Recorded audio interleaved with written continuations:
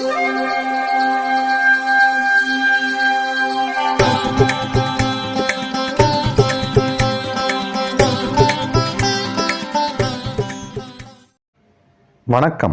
வசந்த காலம் YouTube channel வாயிலாக ஜோதிடர் சண்முகப்பிரியன் இந்த இனிய காலை பொழுதில் உங்களுடன் தொடர்பு கொண்டு பேசிக்கொண்டிருக்கிறேன். நமது வசந்த காலம் யூடியூப் சேனல் நேயர்கள் அனைவருக்கும் ஆங்கில புத்தாண்டு நல்வாழ்த்துக்கள்.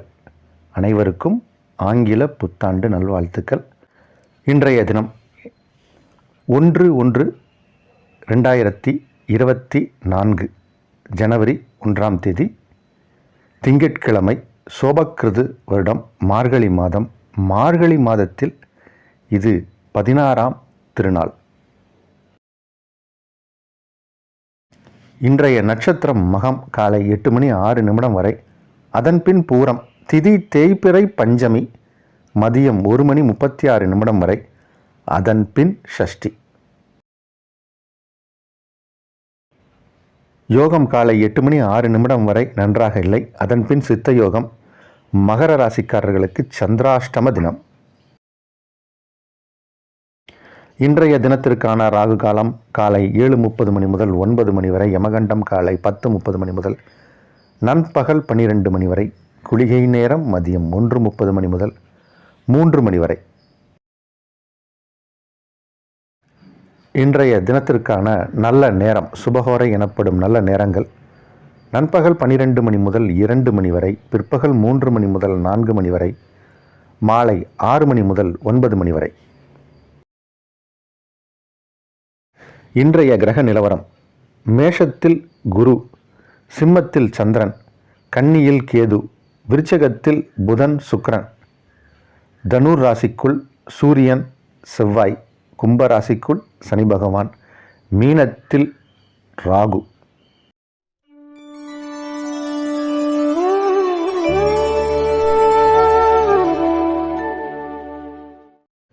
வசந்த காலம் யூடியூப் சேனல் நேயர்களுக்கும் மற்றவர்களுக்கும், இதை முதல் முறையாக பார்ப்பவர்களுக்கும் ஒரு அன்பான வேண்டுகோள். இன்றைய தினம் ஜனவரி 1ஆம் தேதி, நேற்றைய தினம் டிசம்பர் 31. நேற்றுக்கு சாயங்காலத்தில் இருந்தே அல்லது இன்று காலை ஓரளவுக்கு எல்லா கோயில்லையும் கூட்டம் வரும் என்று எல்லா கோயில்களும், இந்து கோயில்களும் அதை ஒரு தீர்மானம் பண்ணி ஒரு கம்பு அதெல்லாம் கட்டி அந்த ஒரு லைனை வரிசைப்படுத்துவதற்காக சில ஏற்பாடுகள்லாம் செஞ்சுருக்காங்க. நான் அங்கே இருக்கக்கூடியவர்களெல்லாம் விசாரித்த போது டிசம்பர் 31 நைட்டே நிறையா பேர் வருவாங்க அப்படின்னு சொல்லிக்கிட்டு இருந்தாங்க. இது ஒரு மகிழ்ச்சியான விஷயம். மக்கள் அலையாக திரளாக வந்து கோயிலில் வந்து சுவாமி தரிசனம் பண்ணுவது அப்படிங்கிறது ஒரு சிறப்பான விஷயம். ஆனால் அது ஜனவரி 1ஆம் தேதி என்ற காரணத்திற்காக இருக்குமே ஆனால் அது கொஞ்சம் சங்கடத்தை கொடுக்குது. காரணம் என்ன என்றால், நமது தமிழ் புத்தாண்டு என்பது சித்திரை 1 தான். இது இப்போ சோபக்கிருது ஆண்டு, வர இருக்கும் ஆண்டு குரோதி ஆண்டு அப்படின்னு ஒரு ஆண்டு சொல்லுவாங்க. அது ஏப்ரல் மாதம் 14ஆம் தேதி ஆங்கிலத்தில் சொல்லணும்னா, ஆங்கில மாதத்தில் சொல்லணும்னா, அந்த தமிழ் புத்தாண்டு அன்று கோயிலுக்கு யாராவது வந்தாங்களா அப்படின்னு பார்த்தா வெகு சிலர் தான் வர்றாங்க. பலர் வருவது இல்லை என்பது தான் ஒரு கவலை அளிக்கக்கூடிய ஒரு விஷயம். இது ஆங்கிலேயர்களால் ஏற்படுத்தப்பட்ட ஒரு விஷயம். நம்ம இன்றைக்கி யூனிக்காக வேர்ல்டு வைடு நம்ம இந்த ஆங்கில தேதியை எல்லோரும் ஃபாலோ பண்ணுறோம். கெசட்டில் நீங்கள் எது கொடுத்தாலும் ஒரு டேட் ஆஃப் பர்த்து தான் கொடுக்கணும் அப்படிங்கிற அந்த ஒரு பாஸ்போர்ட் ஆஃபீஸு, நீங்கள் பேன் கார்டு எதில் போனாலும் அதை தான் கொடுக்கணும் என்பதற்காக அதை நம்ம ஏற்றுக்கிட்டோம். அதனால் நம்ம ஒருவருக்கொருவர் ஹாப்பி நியூ இயர் அப்படிங்கிற விஷயத்தை பரிமாறுகிறோம். அது அந்த மாதிரி அந்த ஹாப்பியாகவே தான் இருக்க போது, இருக்கட்டும். ஆனால் கோயில் வழிபாடு சம்பிரதாயங்கள் என்று வரும்போது அதற்குன்னு சில சம்பிரதாயங்கள்லாம் இருக்குது. இந்த இரவு நேரங்களில் விளக்கை அணைத்து திருப்பி விளக்க போட்டு தீபாராதனை காட்டும் பழக்கம் என்பது இல்லை. அதுவும் ஒரு 2000-3000 வருஷத்தில் இருக்கக்கூடிய சில விஷயங்களை ஃபாலோ பண்ணுறக்கூடிய கோயில்களில் கிடையாது. இப்போ இருக்கக்கூடிய சின்ன சின்ன கோயில்களில் இதை செய்கிறாங்க. அது தவிர்ப்பது நல்லதுங்கிறது தான் நம்மளுடைய விஷயம். மார்கழி மாதம் இது. ஒவ்வொரு மாதமும் அதிகாலையில் போய் கோயிலில் நிற்கணும். அந்த வகையில் நீங்கள் இந்த நாளில் அதிகாலையில் நின்று சுவாமி தரிசனம் செய்வீர்களே ஆனால் அது நிச்சயமாக உங்களுக்கு பலனை அளிக்கும். ஆனால் புது வருடம் ஜனவரி 1, 2024 எங்களுக்கு நன்றாக அமைய வேண்டும் என்று நீங்கள் கோயிலுக்கு சென்றீர்களா ஆனால் அது கொஞ்சம் மனதை வருத்தக்கூடிய சம்பவம் என்று தான் நான் கருதுவேன். நீங்கள் மார்கழி மாதம் சிவ ஆலயம், பெருமாள் ஆலயம் அதிகாலையில் நாங்கள் தரிசனம் செய்கிறோம் என்று கூறினால் அது சிறப்பு. நீங்கள் 2024 எனக்கு நன்றாக அமைய வேண்டும் என்று சொன்னால் அது ஏற்றுக்கொள்ளும் வகையில் இல்லை. ஏன்னா நம்ம தமிழ் வருஷத்தில் இது சோபக்கிருத ஆண்டுன்னு சொல்லுவோம். அடுத்து வரக்கூடிய ஆண்டு குரோதி ஆண்டு. ஒவ்வொரு ஆண்டுகளுக்கும் ஒரு பஞ்சாங்கம் வரும். அந்த பஞ்சாங்கத்தில் சில குறிப்புகள் போடப்பட்டு இருக்கும். வர இருக்கும் குரோதி ஆண்டு, அதாவது ஏப்ரல் மாதம், அந்த வருஷம் எப்படி இருக்கும் அப்படிங்கிறத நம்ம பார்க்கணும். அப்படின்னா பின்னோக்கி போகணும், 60 வருஷத்துக்கு முன்னாடி போகணும். அப்போது அந்த குரோதி ஆண்டு எப்படி இருந்துச்சு அப்படிங்கிறத நம்ம பார்த்து ஆக வேண்டும். அப்போ தான் இந்த ராமேஸ்வரம் பகுதியில் சில சம்பவங்கள்லாம் அரங்கேறியது. அந்த பகுதியில் ஒரு பாலம் காணாமலே போச்சு. அந்த பகுதியில் இருந்த மக்கள் நிறைய பேர் எங்கே போனாங்கன்னே தெரியல. அது மாதிரியான சில சம்பவங்கள்லாம் அரங்கேறியது. அதற்காக நம்ம இப்பயே சுவாமி கும்பிட ஆரம்பிக்கணும். நம்ம ஒவ்வொருவரும் நம்மளுடைய இஷ்ட தெய்வம், வழிபாட்டு தெய்வம், குல தெய்வம், அது எல்லாத்தையும் வணங்க வர இருக்கும் குரோதி ஆண்டு அது சிறப்பாக இருக்கும். வர இருக்கும் குரோதி ஆண்டு சிறப்பாக இருக்கும். அதனால் நம்ம அதற்கான வழிபாடை, இன்னும் நமக்கு 4 மாதம் இருக்குது, வழிபாடை குரோதி ஆண்டு சிறப்பாக இருக்கணும். ஏன்னா இந்த மாதிரி கொரோனா மாதிரியான தொற்றுகள், இந்த மாதிரி இப்போ வெள்ளம், புயல் இந்த மாதிரி வந்துச்சு. நேச்சுரல் கெலாமிட்டிஸ் எதுவும் நம்மளை தாக்கிடக்கூடாது. இயற்கை பேரிடர்கள் எதுவும் வந்துடக்கூடாது. நாடு சுபிட்சமாக இருக்க வேண்டும். நாட்டு மக்கள் சுபிட்சமாக இருக்க வேண்டும். மன்னர், நம்மளை ஆளக்கூடிய மன்னர் நன்றாக இருக்க வேண்டும் என்று நம்ம குலதெய்வத்தை ஒரு சேர கூட்டு வழிபாடாக வழிபாடும்போது அதற்கு எப்பயுமே பவர் உண்டு. நான் மட்டும் நல்லா இருக்கணும், என் குடும்பம் நல்லா இருக்கணும்னு வேண்டாமல் நாடும் நாட்டு மக்களும் நாட்டை ஆளக்கூடிய மன்னரும், அது மாநில அரசாக இருந்தாலும் சரி, மத்திய அரசாக இருந்தாலும் சரி, அவர்களுக்காகவும் நம்ம பிரார்த்தனை செஞ்சோம்னா வர இருக்கும் தமிழ் புத்தாண்டு சிறப்பாக இருக்கும் என்று என்னுடைய தாழ்மையான ஒரு கோரிக்கையை வைத்து இன்றைய ராசி பலனுக்குள் நாம் செல்வோம். மேஷராசிக்காரர்களுக்கு அற்புதமான நாள், மிக மிக அற்புதமான நாள். 5ஆம் இடத்தில் சந்திரன், சந்திரனுக்கு குரு பார்வை. 9ஆம் இடத்தில் செவ்வாய் ராசி அதிபதி, அவருக்கும் குரு பார்வை.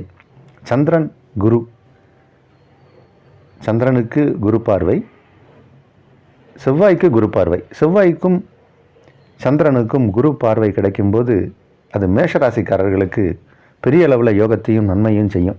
இன்றைக்கி அந்த மாதிரியான ஒரு சம்பவங்கள் நடக்க போகுது. யோகம் என்றால் என்ன?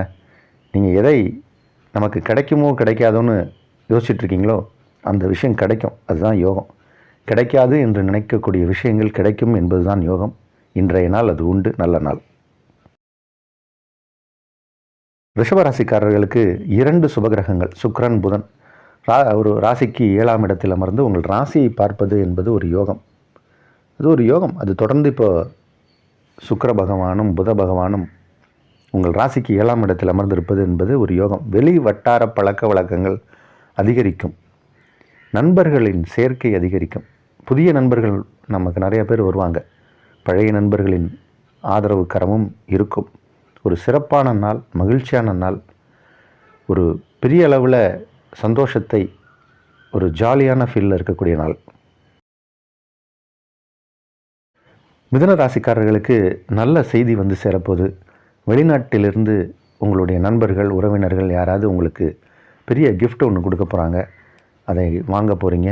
உங்களுக்கு தேவைப்படும் சில நல்ல விஷயங்கள்லாம் கைக்கு கிடைக்க போகுது. தொழில் நல்லா நடக்க போகுது. அரசு சார்ந்த உதவிகள் கிடைக்கும். அரசாங்கத்தால் நன்மை ஏற்படும். நல்ல நாள். கடகராசிக்காரர்களுக்கு சந்திர பகவான் 2ஆம் இடத்தில் அமர்ந்து குருவால் பார்க்கப்படுகிறார். 2ஆம் இடம் என்பது தனஸ்தானம்.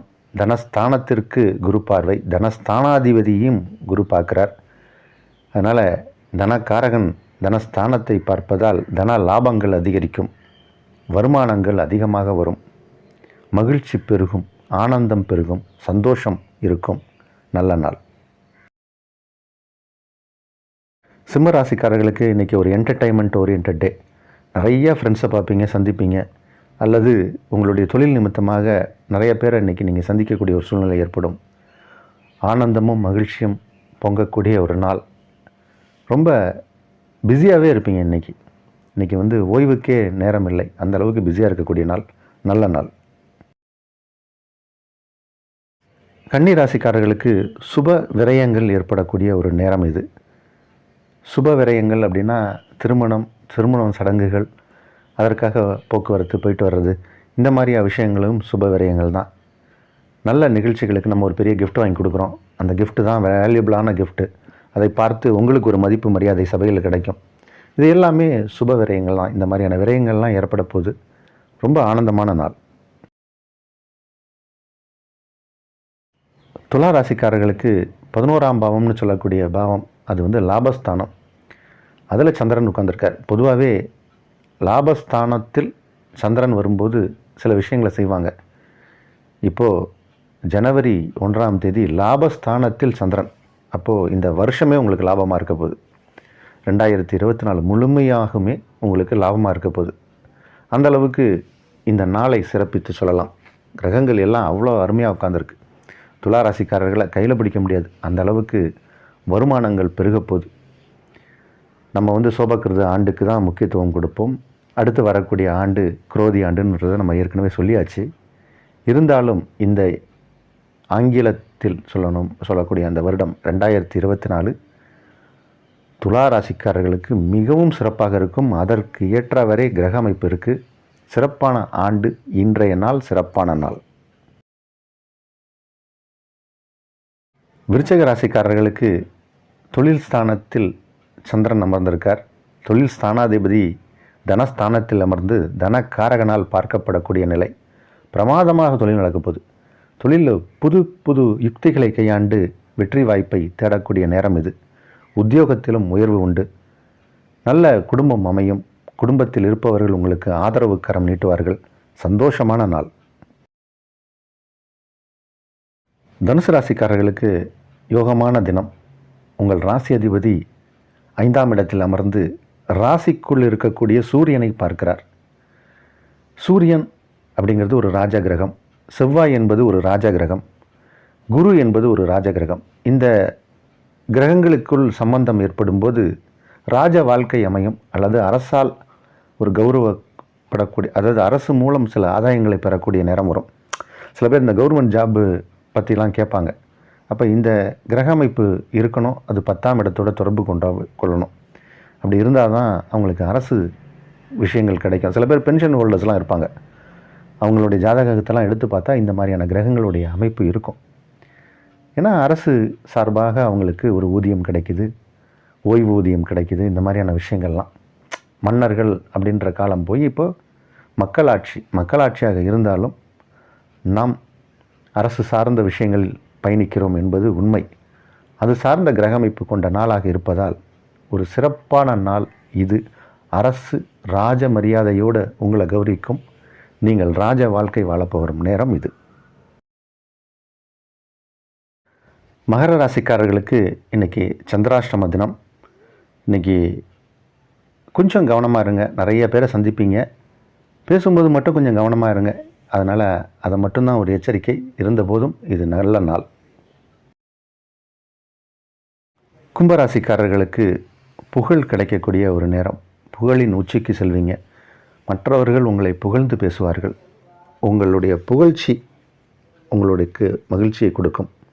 மற்றவர்களின் புகழ்ச்சி உங்களுக்கு மகிழ்ச்சியை கொடுக்கும். மகிழ்ச்சி இருந்தால் ஆரோக்கியம் வரும். ஆரோக்கியம் இருந்தால் பணம் வரும். அப்போ இது எல்லாம் ஒருங்கே போக போகிற நாள் இது. சந்தோஷமான நாள். மீன ராசிக்காரர்களுக்கு வெற்றிக்குரிய நாள். வெற்றி வாய்ப்புகள் தேடி வரும். வெற்றியை தேடி நீங்கள் போகணுன்னு அவசியம் இல்லை, வெற்றி உங்களை தேடி வரும். அது மாதிரி வெற்றிகரமான நாள். எல்லா விதத்திலும் நன்மைகள் அதிக அளவில் நடக்கக்கூடிய ஒரு நாள். தொழில், உத்தியோகம், சொந்த பந்தங்கள் எல்லாமே இன்றைக்கி சிறப்பாக இருக்குது. சொந்தம் பந்தம் அதெல்லாம் இப்போ உங்களை தேடி வருவாங்க. சொந்தங்களோடு இருக்கக்கூடிய ஒரு நாள். பந்த பாசங்களுக்கான நாள், நல்ல நாள்.